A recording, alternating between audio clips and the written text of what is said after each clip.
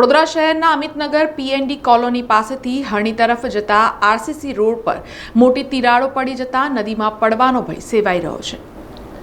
વડોદરા શહેરના અમિતનગર પીએનડી કોલોની પાસેથી હરણી તરફ જતો માર્ગ જોખમી બન્યો છે। વિશ્વામિત્રી કિનારે આ માર્ગ આરસીસીથી બનાવવામાં આવેલો છે, જેનામાં મોટી તિરાડો પડી ગઈ છે, જેનાથી આ રોડ નદીમાં પડવાનો ભય સેવાઈ રહ્યો છે। વડોદરા મહાનગરપાલિકાએ હાલ પાળાને મજબૂત કરવા માટે માટીની થેલીઓ પાથરી છે। જોકે આ અંગે સામાજિક કાર્યકર અતુલ ગામેચીએ આજે તંત્રની આકરી ઝાટકણી કાઢી હતી। જો ફરી પૂર આવશે તો આખો રોડ ગાયબ થઈ જશે અને લોકોની અવરજવર બંધ થઈ જશે તેમ જણાવી, તેથી અહીં માટીની કોથળીઓ ફેંકવાના બદલે પથ્થરોની મોટી મજબૂત પ્રોટેક્શન વોલ બનાવવી જોઈએ તેવી માંગ કરી છે। અને વડોદરાના મ્યુનિસિપલ કમિશનર, મેયર અને ચેરમેન આ સ્થળની રૂબરૂ મુલાકાત લઈ સમગ્ર મામલાની યોગ્ય તપાસ કરે અને રોડનું નવેસરથી મજબૂત કામ કરાવે તેમ જણાવ્યું છે। વડોદરા શહેરનું એક સમા, હરણી અને હોસ્પિટલને જોડતો એક રોડ છે અને આ રોડ વિશ્વામિત્રી નદીને અડીને જાય છે।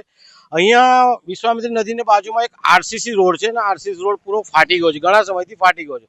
સાથે વિશ્વામિત્રી નદીમાં જોવા જઈએ તો અહીંયા એક વડોદરા મહાનગરપાલિકાએ પાણી ઉપર ન ચડે એના માટે દિવાલોને બધું બનાવ્યું હતું, પણ ગત ચોમાસામાં બધું ધસડાઈ પડ્યું છે। અત્યારે વડોદરા મહાનગરપાલિકાએ 3000 થેલીની આસપાસ માટીનું પુરાણ કરીને ક્યાંક આ રોડ ધસડી ન પડે એવું આયોજન કરવામાં આવ્યું છે।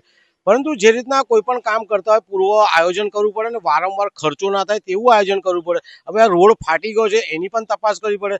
જો હવે પૂરના પાણી અને રોડ ફાટી જાય, ફાટેલો તો છે, પાછો ઢસડી જશે તો આખો રોડ ગાયબ થઈ જશે, લોકોને અવર જવરમાં મુશ્કેલી પડશે। તો ક્યાંક ને ક્યાંક વડોદરા મહાનગરપાલિકા એવું આયોજન, નક્કર આયોજન કરવું જોઈએ।